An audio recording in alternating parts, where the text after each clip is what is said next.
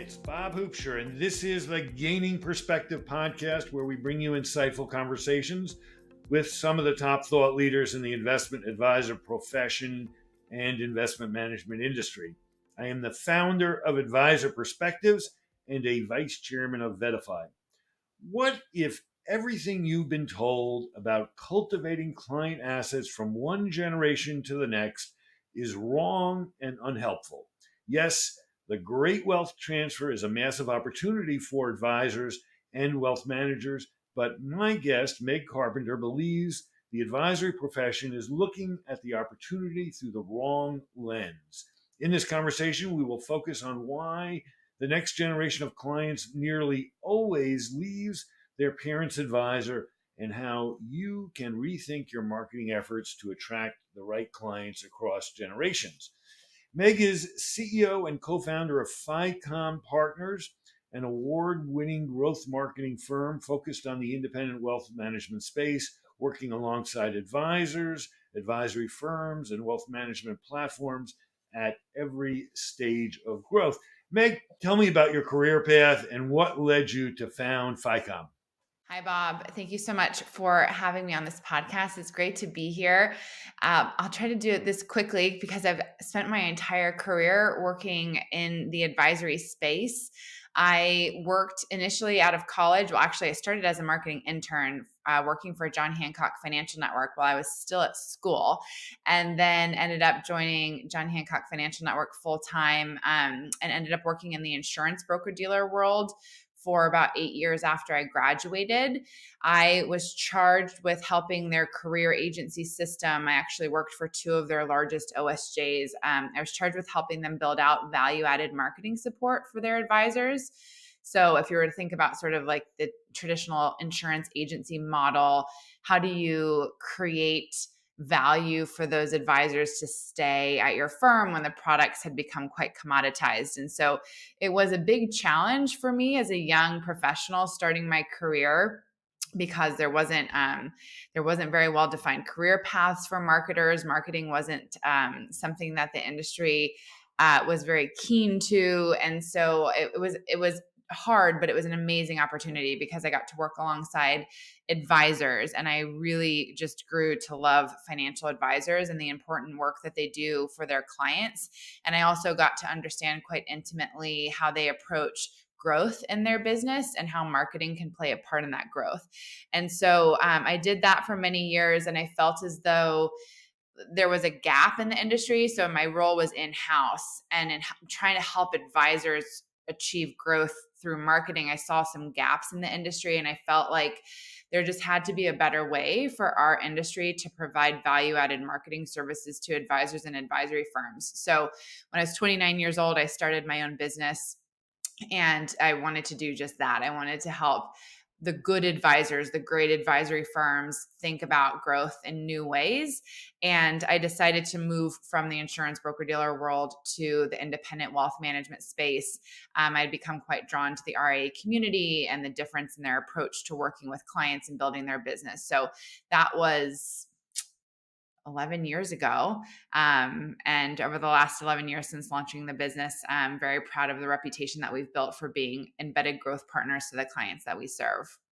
So we're recording today on November 3rd, and a few weeks ago, both you and I attended Bob Veris's Insiders Forum in San Antonio, and I attended a presentation that you gave, which is the genesis for the podcast that we're conducting now. And it really opened my eyes about the misconceptions around the transfer of wealth from my generation of boomers to my children and their children, the next generation. What do the most recent data points show on the great wealth transfer? The most recent data points show that this is an enormous opportunity. So the great wealth transfer is sort of thinking about, as you said, Bob, like the assets that are transitioning from boomers and the silent generation to the next generation, Generation X. and millennials. It really started 10 years ago when the first sort of round of baby boomers started retiring. And so today, if you look at the Cerulli data, Cerulli pegs the great wealth transfer at $84 trillion that will transfer between generations between now and 2045, so roughly the next 20 years. That's an astounding number. If you look at some more near-term data, Cerulli also shows that by 2027, so in less than 4 years, Gen X and millennials will overtake boomers in sort of being the richest generation or holding the most assets. So it is the great wealth transfer. It's an enormous opportunity. But on the flip side of that data, when the industry sort of looks at what happens when this wealth is transitioned, so what happens when heirs inherit wealth from their parents, the data doesn't look so good. So the data that Cerulli also has, and it's Cerulli and Deloitte that have the most recent studies on this. The Deloitte study says that 90% of heirs who inherit wealth from their parents fire their parents' financial advisor. The Cerulli data that supports that sort of number says that of those people who fire their parents' advisor, 88% of them never even considered working with their parents' advisor. So there's this interesting moment in the industry where we recognize that a ton of wealth is being transferred, but we see that it's not necessarily staying with the financial advisors who worked with the parents. And so it's become this hot topic and sort of a point of interest in our industry. Given that backdrop, I know you speak with a lot of advisors. What are you hearing about the common recommendations that they make related to capturing the assets that are going to be part of the great wealth transfer?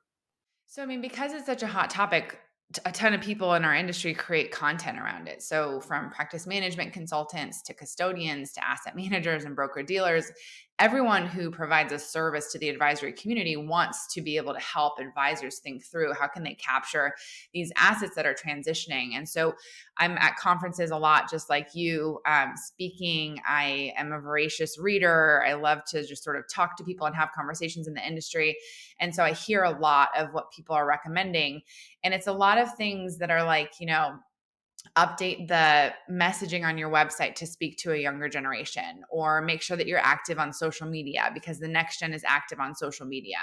There's recommendations around engaging with the children of your clients. So hosting client events and inviting their children, or inviting children to come to annual meetings. There is some advice around, how can you develop tools or resources for the next generation? Can you offer free financial planning so that you can get people into your funnel? You can get the children of your clients into your funnel. And so there's just sort of like a lot of recommendations that are very much based on, hey, this is a marketing problem, right? So focus on messaging, focus on social media, focus on events. And ultimately, I don't think that that's the right way to approach the problem. What is the right way? What is the industry recommending, and what do you see as the right solution? The industry is telling financial advisors, like, hey, disguise yourself as a part of a generation that you don't belong to and that you probably don't want to belong to. And so philosophically, I disagree with that approach. At FICOM, we call our mindset the new school. The new school mindset is really about bringing authenticity and vulnerability and realness to the work that financial advisors and advisory firms do as the best way to drive growth, because we believe that in order to create really meaningful connections with the people whom you seek to serve, you have to have a really authentic, natural connection with those people. So philosophically, I just don't align with the industry recommendations around like fix your marketing, fix your messaging, try to be something that you're not. And then also just in real life, Bob, like I just don't see it working. So, like I said, FICOM has been in business for 11 years. Over that time, we've worked with over 250 clients, which represent thousands of financial advisors. We just don't see it working in real life. And then also in my personal life, I don't see it working. So I can share a story with you about my family. So my parents are both retired and I have two sisters. So grew up in a family of three girls. My sisters and I are only 4 years apart. So we're quite close in age between the three of us. We all have the same initials. So it's Melanie Beth, Megan Brooke, and Marissa Blair. We all went to the same university. We went to USC. We all were in the same sorority. Today, we are all married. Each of us has 3 children. So there's 9 kids between all of us. We are all in dual income homes. So we all work. And so on paper, you would look at my family and you would think, well, certainly if this idea of the great wealth transfer works and the advisor that works with my parents should be able to capture the 3 of us also as clients, like I can just tell you that's not the case. So among the 4 of us between my parents and then the 3 of us girls and our families, we actually have 5 different financial advisors. So my parents have their own financial advisor. My older sister and her family have their own. My husband and I have our own. And then my little sister and her husband actually have 2 financial advisors. And so there's 5 advisors within my family. And like I said, you would look at us on paper and similar demographics, similar worldviews and beliefs, similar income and net worth ranges, but our needs are so different. And the way that we approach money is so different. And where we are just sort of in our careers and our life stages with our children is so different. Like, not only do we all work with different advisors, but it's never crossed our minds to even ask each other for recommendations of like, who should I work with? It's just not something that's come up. So these are all the reasons that I don't see it working. I just don't see advisors being able to capture enough wallet share from clients' children in order for it to be a sustainable approach to future growth. So if that isn't the opportunity, where is the opportunity to capture wealth? So, I mean, I think what the industry has really been telling advisors is that, listen, there's this great wealth transfer that's happening, and 90% of people who are inheriting wealth are firing their advisors. So, focus on those 90%. Focus on those children who are otherwise going to fire their parents' advisor and make sure that you don't get fired. So, change their minds. And instead, I think that the advisory community should look at that 90% of people who aren't going to work with their parents' advisor as this vast opportunity of people who need service and who want to be serviced in ways that are meaningful to them. And so I encourage advisors to sort of think about, just take your clients out of the equation. Like, don't think that the only way to capture the great wealth transfer is through your clients and access to their children, but think about this as an opportunity to get really clear on working with the types of clients and reaching out to prospective clients who align with your vision, align with your values, and align with the way that you want to service clients, and stay really centered there. And so I think it's about getting clear on the type of business that you run, the types of clients that you want to work with, the types of clients that you feel very aligned to, and being confident to only work with those clients and not try to attract a group of clients that you're just not meant to work with. Why is it so important to take a different approach? Well, it's important because I think every advisory firm owner out there, every financial advisor needs to be thinking about how they're going to produce a future source of revenue and how they're going to continue to grow. And even if there's a financial advisor who's listening, Bob, and they're thinking, you know what, I'm not really that aggressive. I don't have aggressive growth goals.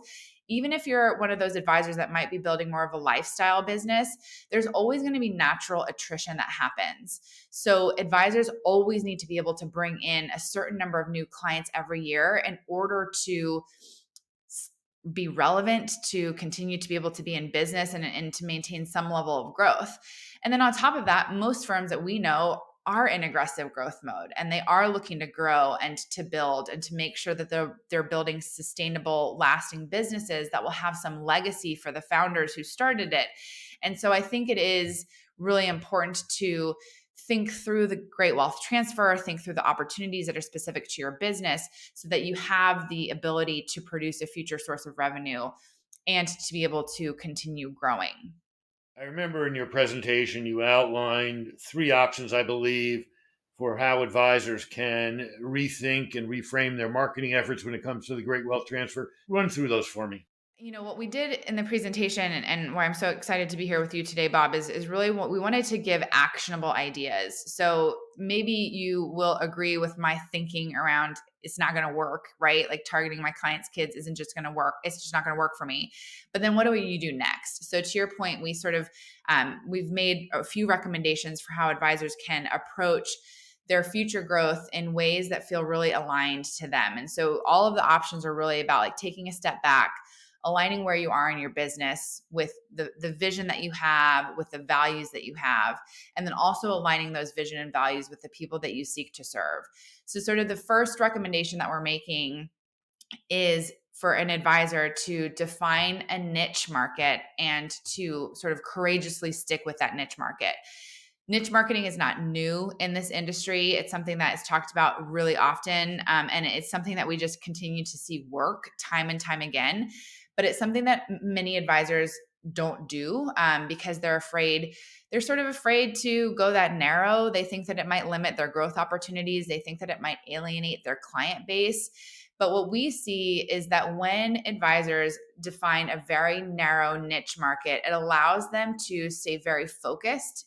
It allows their marketing efforts to become much more successful and allows those businesses to attract the right type of prospects because those advisors can be seen as influencers in their community. So defining a niche market is really about saying, hey, this is the market of people that I seek to serve, building all of your marketing around those people.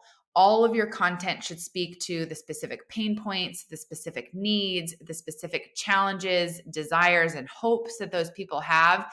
And all of your marketing should be centered around that so that when you're out in the community, when you're showing up online digitally, that those people who fit into that market, they can find you, they can engage with you, and they can choose to work with you. So defining a niche and sticking with it is a really powerful opportunity for businesses to think about how to lean into the future. Of course, it's important to think about, being clear on the niche that you're defining. Make sure that it's real and authentic to you. Make sure that you can stay focused in it. And that, of course, it's a market that can sustain you and your business.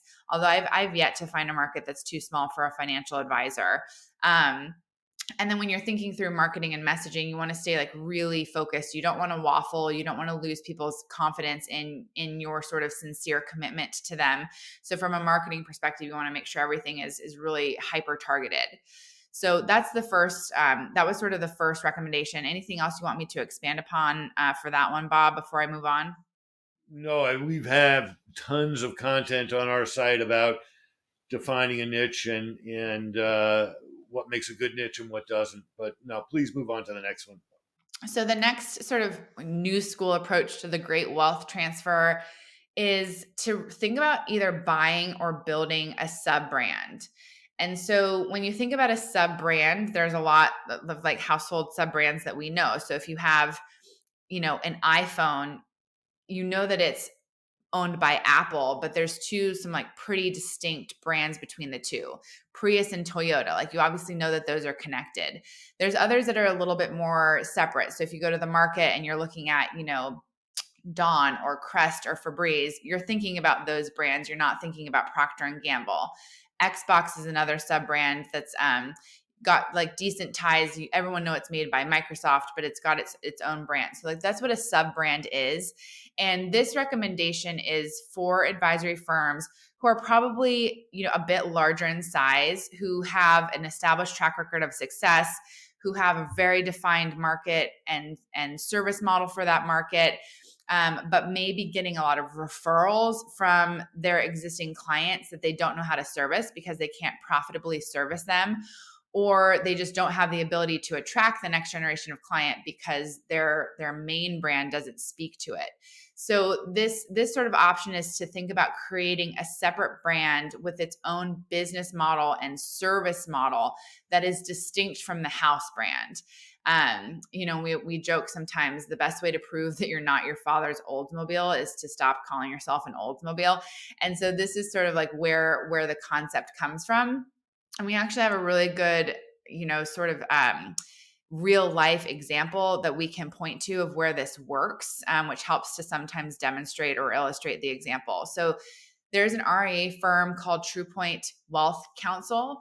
They've been in business for over 20 years. They were one of the first fee-only fiduciary firms in their area. They service the ultra high net worth market. They're very successful business. And they've been so successful that they get a lot of referrals from their clients. Hey, my neighbor needs a financial advisor, or a family member, or someone in my community.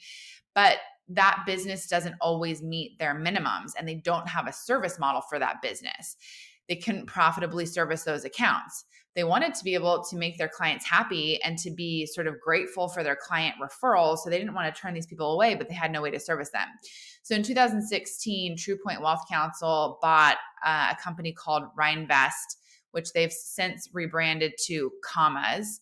And Commas is a fee-only fiduciary financial firm that's accessible to everyone, regardless of asset level. So Commas can work with everyone, while TruePoint Wealth Counsel only works with ultra high net worth. There's a lot of shared values, right? There's shared investment philosophy, there's shared values between the organizations, but the service models and the fees differ a great deal. And so that's sort of an idea about either buying or building a sub brand, which is essentially you get to keep your existing brand strong and focus on the current clients that you serve really well. You don't have to worry about diluting your brand, but you get to reimagine sort of a new image for the next generation of clients. So, this is something that, like I said, it's going to be for larger businesses who have the internal resources and capabilities to buy or build a sub brand and to continue to support two separate businesses. But for those that have the resources, it's a really powerful opportunity to essentially be able to capture this next generation of clients, but in a really meaningful and authentic way. In a way, Advisor Perspectives is a sub brand of Vetify. Yes, you are. So you understand sub brands. I understand. And the third way? And so the third one is, we work with a lot of advisors, we coach advisors, we work with many RIA firms, and we know that there's going to be some advisors out there who are going to say to us, listen, I believe you. Like, I believe that it's not feasible for me to work with the children of my clients, but I'm probably at this stage in my career, I'm probably not going to focus on a niche market, and I'm probably not going to buy or build a sub brand. And so this is where we think it's our opportunity to sort of say, hey, maybe this is the moment where you want to think about your succession plan and maybe accelerate into what that looks like by merging or selling to a future focused business. There are so many options and so much choice for advisory firms, advisors in this industry to think about merging or selling. And these are large future focused firms that have scale, that have marketing teams, that have growth channels that advisory firms can plug into. And so we think that teaming up with a national RIA or a wealth management platform will really help you to lean into who you are, what you do best, and who you serve. You sort of don't have to change what you're doing, but you're going to get access to things that you wouldn't otherwise get access to. Like, you can get access to a custodial referral program, which funnels leads, or maybe this larger business has an existing center of influence referral program, or there's a professionalized marketing department that's doing consumer lead generation and has the experience to do that at scale. And so you're able to sort of plug into this larger business. You bring to them your skill sets, the domain expertise that you have. So maybe you're able to get some referrals from within the network, but you don't have to worry about this next generation of client, because across the larger business, there are other advisors within that national brand that can service the next gen. And so everyone's growing together.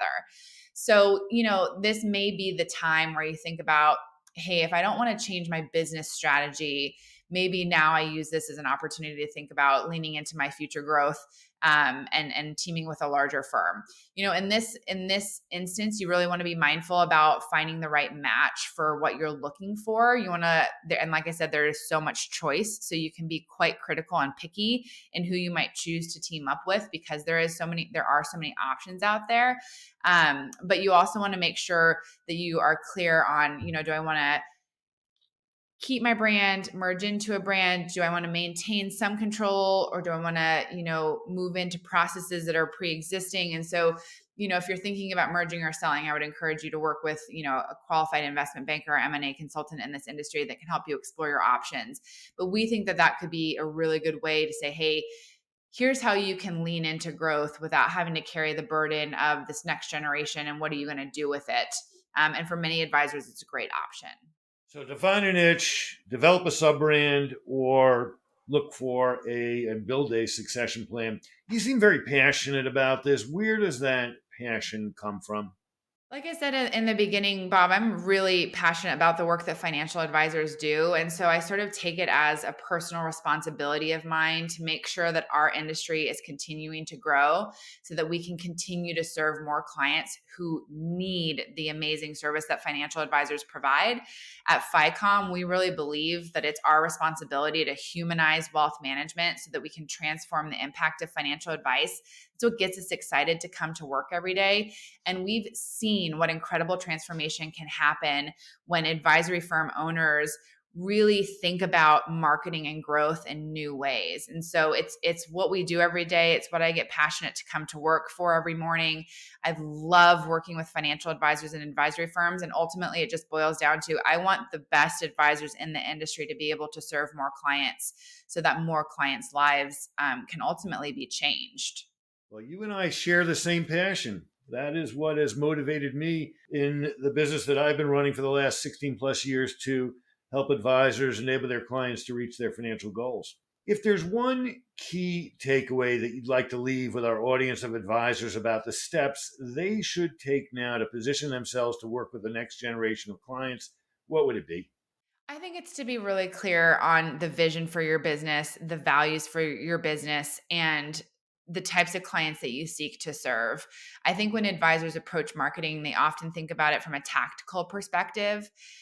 And in my experience, when you approach it from a strategic perspective and you think about what are my vision, what are my values, who do I want to work for, and how can I create change for those people, the marketing becomes quite intuitive. So my one key takeaway would be to do that work and to get really clear and to be aligned in the vision and values and where the business is going to go.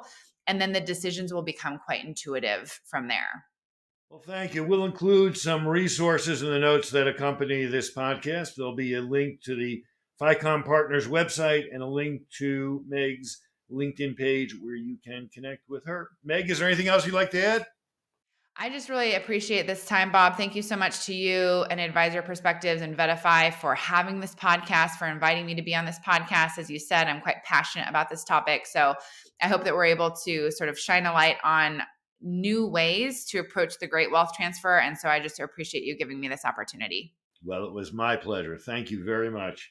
And thank you for listening to the Gaining Perspective podcast with Bob Hoopsher, today featuring Meg Carpenter of FICOM Partners.